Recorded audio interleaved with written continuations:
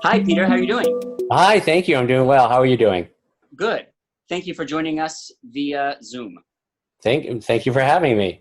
The reason I thought of talking to you for this series is that, we're living amidst a pandemic of global historic significance that, of course, makes us look back to the most infamous of them all, the Black Death. Absolutely. How bad was it? It was devastating. It was the first great pandemic of that era. And what hit Europe was the first of a series of cycle of plague epidemics that lasted well into the 17th century and beyond. And numbers are hard to come by, but we estimate between 25 and 60 million Europeans died. And globally, the number could have been as high as 200 million. We know the cause from bacteriologists that it is a bacillum called Yersinia pestis, which is carried by a flea on a host, which is the black rat. Because I'm an urban historian, I compared Northern Europe, the cities I know best, which are the cities between Paris and Amsterdam, essentially, and you can include England, with its devastating impact on Italy. So the plague arrived on ships through the Mediterranean trade routes into Genoa and other ports in the spring of 1347. So it first hit hard in the Italian cities. We think it originated in the steppes of Central Asia and was carried by black rats, not the gray rats that we have today, or the brown rats, the black rat. And they often nested in bales, boxes, crates, and were carried over trade routes and ships. And we can trace the landing of a Genoese ship in the beginning of the plague in the spring of 1347. So, we have some sense living through a pandemic ourselves in 2020 of the sorts of social disruptions and political changes that can occur very rapidly. So, what was happening in daily life in one of these cities that you know best as these epidemics struck? Well, first, I think it's very instructive, even though it was a very, very long time ago, because we're in a similar situation insofar as we don't have a vaccine for it, nor fully understand its pathways. That was absolutely the case in the late Middle Ages. There was no germ theory. There was no contemporary medical theory. It was understood various ways, but there was no good medical explanation of it. And so one responded in ways that we can learn from today, and that is through public health measures, including social distancing and quarantining, which seemed to be the most effective treatment. Now, we can talk about other responses from political to religious and beyond, but the response to it was immediate, and that response varied, but the most useful takeaway is that inhabitants quickly learned that social distancing and quarantining were effective and flattening the curve, a term we would use today. How did people make sense of the pestilence themselves if they didn't have modern germ theory? It sounds like we did see the beginnings of the creation of public health systems and practices, but how did people interpret it? Right. So first of all, there was the medical response. There were two forms of practicing health. One was university-trained doctors who were very tied to traditional Greek and Roman medical theory about humors. It's called the humoral theory. Mm-hmm. And their understanding was that somehow the humors in the body were unbalanced. And if they could be rebalanced, one could perhaps treat the plague. And one of the ways of rebalancing was bloodletting, which was a traditional Western remedy to illness, and that proved entirely ineffective. Another was lancing. The boils or buboes which appeared all over the body. That had a more mixed... Oh, and that's hence the bubonic plague. Yes, bubon, from buboes. That proved relatively ineffectual.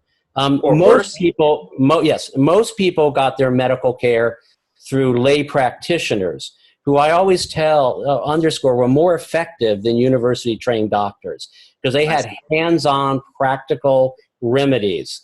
But they too, faced with something unknown and unexpected, really did not have effective treatment. So there was no treatment. The idea was, it ranged from miasma, another traditional understanding of contagion, which said that the air was impure, to astrological explanations. The medical faculty of the University of Paris, perhaps the best medical faculty in Northern Europe, in 1348 attributed the plague to some sort of confluence of astrology, so they can tell you how off they were.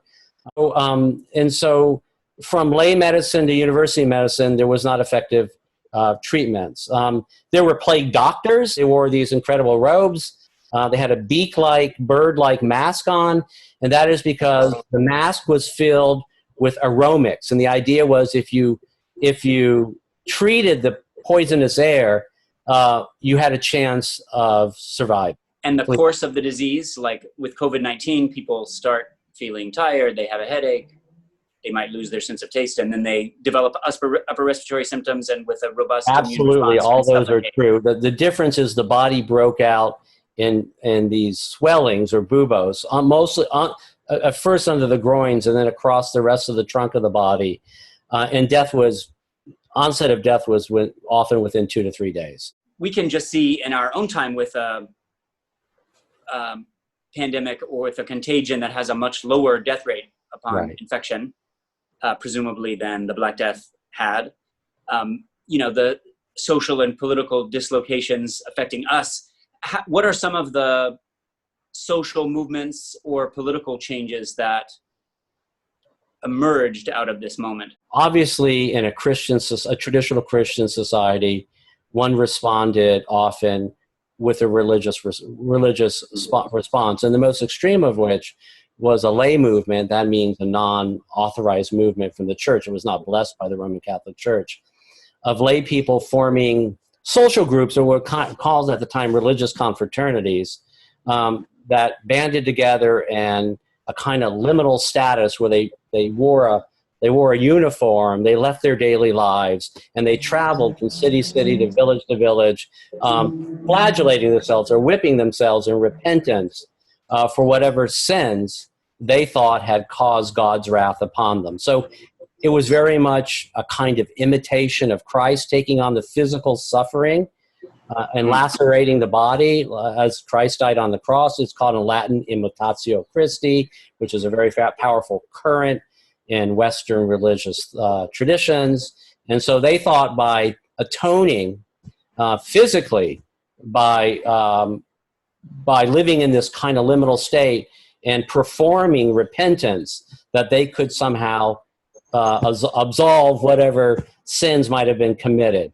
Now, the other response was instructed to us too today, because it involves scapegoating, finding a vulnerable population different from the other population in any community and blaming it for it. And this population in 1348 was the Jewish population of Europe.